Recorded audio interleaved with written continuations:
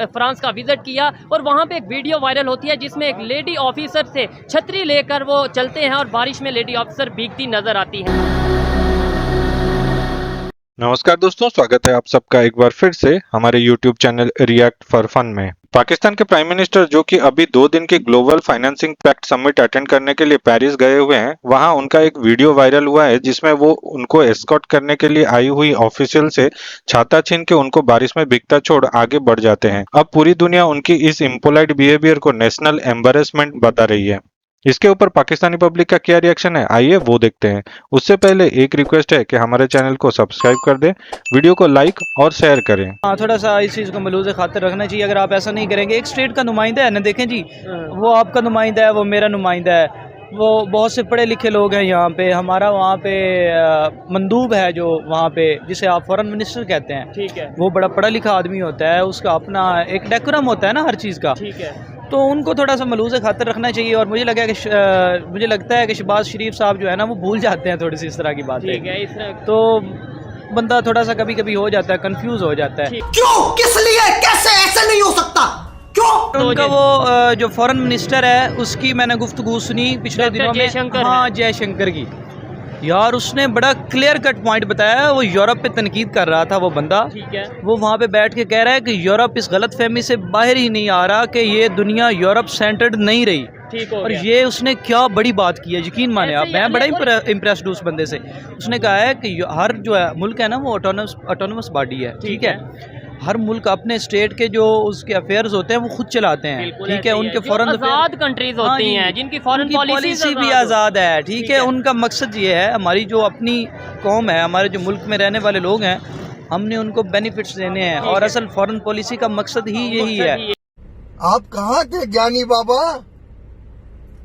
बड़ी emerging powers हैं, हर बंदा अपने इंटरेस्ट को खोज रहा है, कोई किसी के पीछे नहीं है, बिल्कुल, ठीक है। हर मुल्क की अपनी इंडिपेंडेंट पॉलिसी है। और हम लोग जब तक इसके पीछे लगे रहेंगे ना, देखे, अगर हम लोग लगेंगे यार हम अमेरिका को फॉलो कर रहे हैं, चाइना को फॉलो कर रहे हैं, सऊदीया को फॉलो कर रहे हैं, तो जाहिर सी बात हमारी कंडीशन यही होगी जो आज चल रही है, ठीक है। मसाइल हम नहीं हल कर सकते, ठीक है। हम तो अपने मसाइल शायद नहीं ठीक से हल कर पा रहे। मसला ये है, हल नहीं करते हम, दूसरों के मसाइल ले लेते हैं, ठीक है। अभी देखें आप, एक बड़ी कड़वी सी बात है, आपके मुल्क के अंदर 2 स्कूल ऑफ थॉट जो हैं वो बड़ी प्रोमिनेंट तरीके से पढ़ाए जाते हैं, ठीक है। आपके मुल्क के अंदर 83 या 86 है शायद, गालिबन मुझे अच्छी तरह याद नहीं, मैं स्टूडेंट भी रहा हूँ, इस्लामिक इंटरनेशनल यूनिवर्सिटी, ठीक है। वहाँ पे प्रॉपर फ़िक़्ह की तालीम दी जाती है और वो सऊदीया उसको फंडिंग करता है, ठीक है। आप दूसरी बात, दूसरे आपके यहाँ शिया के मदारिस हैं प्रॉपर, उनकी जो फंडिंग होती है वो ईरान से आती है, ठीक है। तो आप मुझे एक बात बताएं कि ये जो दोनों फंडिंग्स आ रही हैं, ये जो दोनों स्कूल ऑफ थॉट्स आ रहे हैं, ये इसकी वजह क्या है? Good question, you are a good question. जब आपकी अपनी कोई फॉरेन पॉलिसी नहीं होगी, दूसरे लोग आपको डिक्टेट करेंगे।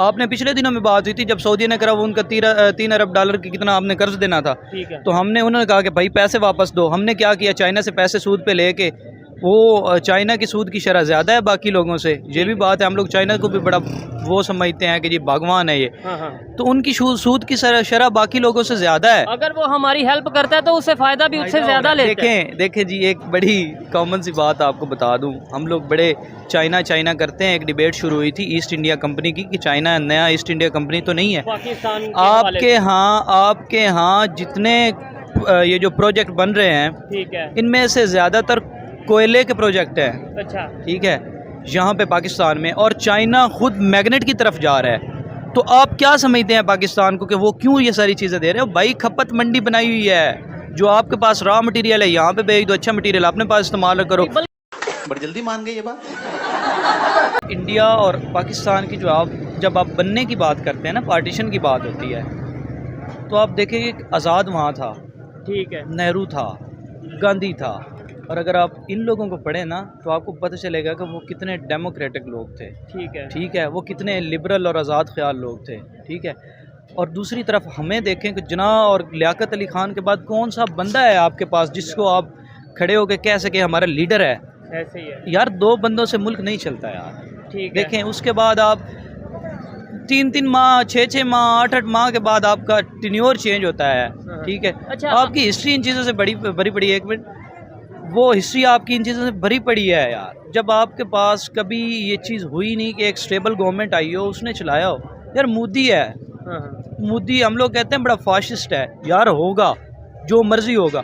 आप उनकी फाइनेंशियल पॉलिसीज़ देखें यार, आप उनकी फॉरेन पॉलिसी देखें यार, वो काम कर रहा है कि नहीं कर रहा? ठीक है, कर रहा है, तो उनके लिए बेनिफिशियरी है यार। हम कौन होते हैं ये कहने वाले कि वो फाशिस्ट है, वो ये है, वो है। हम जी जमातें तो दो थी ना, पॉलिटिकल ग्रुप्स थे दो, उनकी अब पार्टिसिपेशन तो होनी है। लेकिन आप ये चीज़ देखें कि आपके मुस्लिम लीग में से कितने लोगों ने रेजिस्टेंस की है और कितने दिन वो जेलों में रहे हैं। ठीक है, इस चीज़ को देखें, आपको और उधर दूसरी साइड और आपको चीदा लोग नज़र आएंगे। मैं कहता हूँ शायद नज़र ही ना आए। अगर आप गांधी को देखेंगे ना, तो उसने भूख हड़ताल की हुई है, उसने पैदल मार्च किए हुए हैं, वो लोगों के साथ चला है। फिर हम हीरो उनको क्यों नहीं कहते? जाहिर बात है अंग्रेज़ों से आज़ादी तो मिल के ली ना, तो हम उनको हीरो क्यों नहीं कहते जिन्होंने फ्रीडम फाइटर थे जो?